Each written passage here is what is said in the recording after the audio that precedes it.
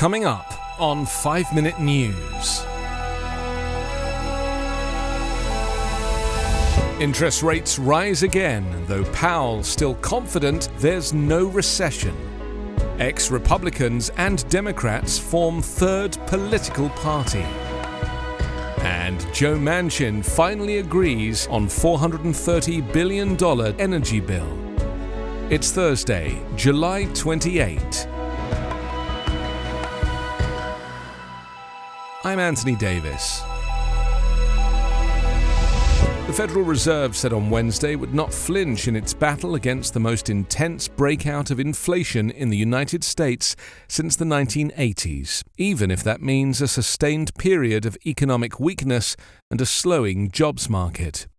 As he explained the logic behind the stiffest interest rate increases in roughly 4 decades, Fed Chair Jerome Powell was peppered with questions about whether the U.S. economy was in or on the cusp of a recession, a notion he rejected because U.S. firms continue to hire in excess of 350,000 additional workers each month.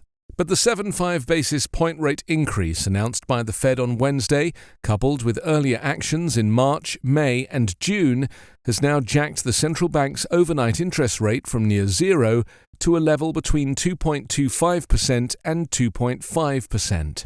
That's the fastest tightening of monetary policy since former Fed Chair Paul Volcker battled double-digit inflation in the 1980s. Treasury Secretary Janet Yellen on Sunday said the U.S. economy is slowing, but also pointed to healthy hiring as proof that it is not yet in recession. She said that slowdown is necessary and appropriate because we need to be growing at a steady and sustainable pace. Slower growth could help bring down inflation, which at 9.1% is the highest in 2 generations. Dozens of former Republican and Democratic officials announced on Wednesday a new national political third party to appeal to millions of voters they say are dismayed with what they see as America's dysfunctional two-party system. The new party, called Forward, will initially be co-chaired by former Democratic presidential candidate Andrew Yang and Christine Todd Whitman, the former Republican governor of New Jersey. They hope the party will become a viable alternative to the Republican and Democratic parties that dominate U.S. politics.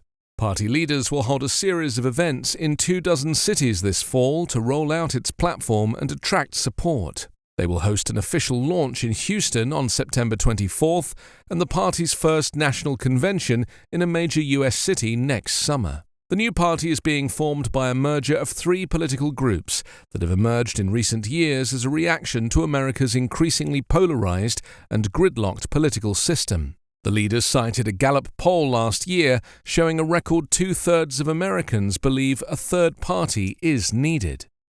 The merger involves the Renew America movement, formed in 2021 by dozens of former officials in the Republican administrations of Ronald Reagan, George H.W. Bush, George W. Bush, and Donald Trump. The Forward Party, founded by Yang, who left the Democratic Party in 2021 and became an independent, and the Serve America movement, a group of Democrats, Republicans, and independents founded by former Republican Congressman David Jolly. Historically, third parties have failed to thrive in America's two-party system.